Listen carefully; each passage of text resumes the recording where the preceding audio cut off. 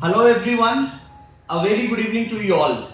To all my dear students, to all my dear viewers, and to all my those aspirants who are exclusively trying to get into judicial services. Right. From today onwards, every day we are starting with a series of MCQs, multiple choice questions. Every day we shall be uploading few of the MCQs which have been asked time and again in different judicial services examinations, right? और all India बार exam और APO exam, right? सो आज जिस question को हम take up कर रहे हैं वो है original jurisdiction. That original jurisdiction of supreme court is dealt under which article. तो सबसे पहले मैं आपको ये बताऊंगा कि किस आर्टिकल, ये तो है ही है आर्टिकल 131, हर कोई जानता है. लेकिन एमसीक्यू जो मैं सीरीज स्टार्ट कर रहा हूं आज से, तो मेरी कोशिश ये है कि मैं सिर्फ टिक मार्क करने के लिए आपको नहीं सिखाऊं कि आप रट लो. आपको ये पता भी होना चाहिए कि ओरिजिनल जुरिस्डिक्शन क्या होता है, ओरिजिनल जुरिस्डिक्शन का मीनिंग क्या होता है, original jurisdiction of supreme court किस किस पार्टी के बीच में होता है, कब कब अराइज करेगा. तो इन सब मुद्दों पे भी मैं डिस्कस करूंगा और आपको बताऊंगा, एक्सप्लेन करूंगा, उसका पूरा पोस्टमार्टम करेंगे. सबसे पहले my dear friends, you all know that कि आर्टिकल 124 में establishment and constitution of supreme court दिया गया है. तो आर्टिकल 124 सुप्रीम कोर्ट का पहला आर्टिकल है, उसी में एस्टैब्लिशमेंट की बात की गई है. और जब आप 131 में आते हो तो वहां पर आपको original jurisdiction of supreme court मिलता है. तो सवाल यह है कि original jurisdiction of supreme court क्या होता है. इसका मतलब यह है कि डायरेक्टली आप सुप्रीम कोर्ट में केस फाइल कर सकते हैं.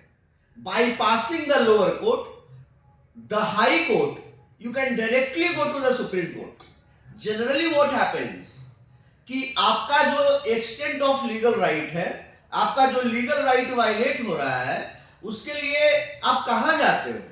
यू स्टार्ट विद से लोअर कोर्ट. फंडामेंटल राइट के वायलेशन में आप हाई कोर्ट जाते हैं फर्स्टली रिट पिटिशन में. But other than that generally आप लोअर कोर्ट से स्टार्ट करते हो, फिर आप हाई कोर्ट जाते हो, फिर आप सुप्रीम कोर्ट जाते हो. लेकिन यहां पर कह रहे हैं कि ओरिजिनल जुरिस्डिक्शन का मतलब ही है ओरिजिनली ही लाई कर रहा है सुप्रीम कोर्ट के सामने. डायरेक्ट केस सुप्रीम कोर्ट में फाइल हो सकता है. तो कौन कौन पार्टीज हैं जिसके बीच में डिस्प्यूट होगा तो सीधा केस सुप्रीम कोर्ट पहुंच जाएगा. तो सबसे पहले कि गवर्नमेंट ऑफ इंडिया, अगर गवर्नमेंट ऑफ इंडिया एक तरफ है और स्टेट अलग तरफ है, मतलब कि अगर भारत सरकार और राज्य सरकार के बीच में विरोधाभास हो जाए, डिस्प्यूट अराइज कर जाए regarding the violation of their legal right, तो वहां पर डायरेक्टली वो सुप्रीम कोर्ट जा सकते हैं. ओरिजिनल जुरिस्डिक्शन है. ठीक है.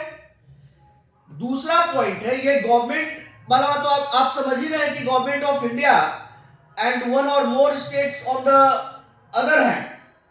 दूसरा है कि government of India and one state और से more than one state, Bharat सरकार और एक राज्य या फिर एक से ज्यादा राज्य एक तरफ, और दूसरे तरफ एक राज्य या फिर एक से ज्यादा राज्य.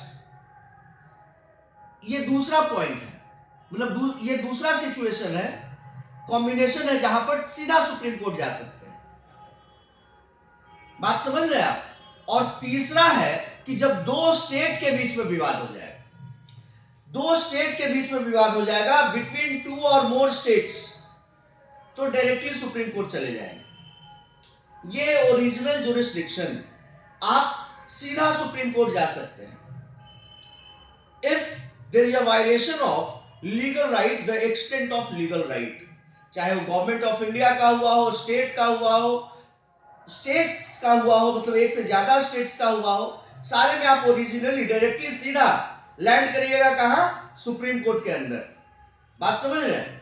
और मतलब इसका एक अमेंडमेंट भी है कि अगर ये अमेंडमेंट 1956 में आया है 7th अमेंडमेंट के द्वारा, और इसमें ये है कि